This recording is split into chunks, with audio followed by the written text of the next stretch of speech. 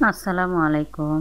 Hello viewers, যে যেখান থেকে দেখছেন আমার এই রেসিপিটি, আশা করি সবার অনেক ভালো লাগবে। আজকে আমি ভিন্ন পদ্ধতিতে কিভাবে সহজেই মুরগির মাংস রান্না করা যায় সেই রেসিপি আপনাদের সাথে শেয়ার করব। চলুন শুরু করা যাক। এখানে আমি একটি মুরগি কেটে ভালোভাবে ধুয়ে পরিষ্কার করে নিয়েছি, আর দিয়ে দিচ্ছি 1 মুঠ পেঁয়াজ কুচি, দিয়ে দিচ্ছি হাফ টেবিল চামচ জিরা বাটা, 2 চা চামচ পরিমাণ গরম মশলা বাটা, স্বাদ মতো লবণ, 1 চামচ হলুদের গুঁড়া, 2 চা চামচ পরিমাণ লাল মরিচের গুঁড়া। ঝালটা আপনারা আপনাদের পছন্দ মতো দিয়ে নেবেন। এখন হাত দিয়ে ভালোভাবে ম্যারিনেট করে নিচ্ছি খুব সুন্দর করে। এখন দিয়ে দিচ্ছি 2 চা চামচ পরিমাণ আদা রসুন বাটা, দিয়ে আবারও ভালোভাবে মেখে নিচ্ছি। এখন রেখে দেব 1 ঘন্টার জন্য। এতে করে সহজেই মাংসের ভিতর লবণ প্রবেশ করবে, খেতে খুবই টেস্টি হবে।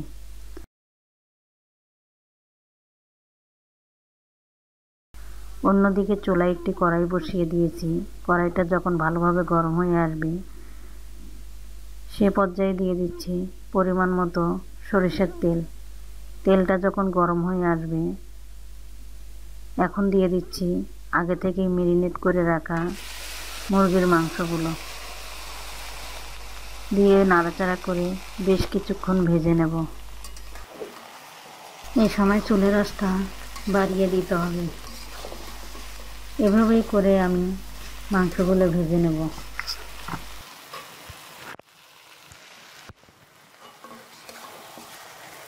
দশ মিনিটের মতো মাংসগুলো ভেজে নিচ্ছি।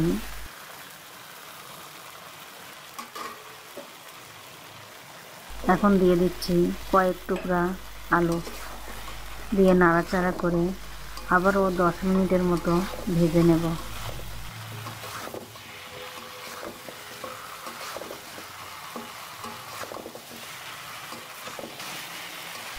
এভাবেই করে আপনারা যদি মুরগির মাংস রান্না করেন খেতে দারুণ লাগবে।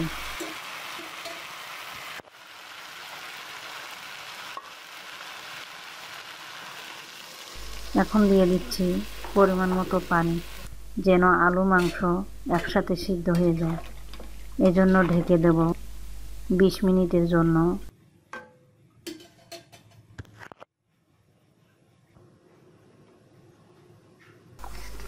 মাঝখানে আবার ঢাকনা তুলে নাড়াচাড়া করে দিতে হবে, যেন তলানিতে না লেগে যায়।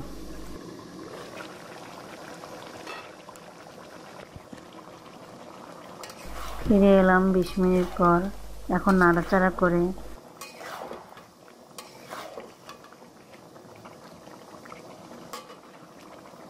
আবারও দিয়ে দেব ফুটন্ত গরম পানি,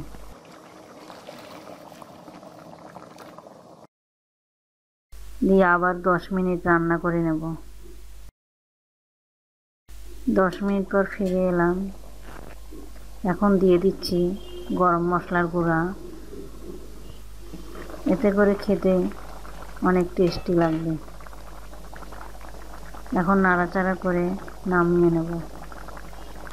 হয়ে গেল আমার মুরগির মাংসের ঝাল ঝাল পাতলা ঝোল রেসিপি। আশা করি সবার অনেক ভালো লাগবে। আর যদি ভালো লাগে একটি লাইক দিয়ে শেয়ার করবেন, কমেন্টস করবেন, সাবস্ক্রাইব করে বেল বাটন অন করে দিতে ভুলবেন না। ধন্যবাদ, ভালো থাকবেন।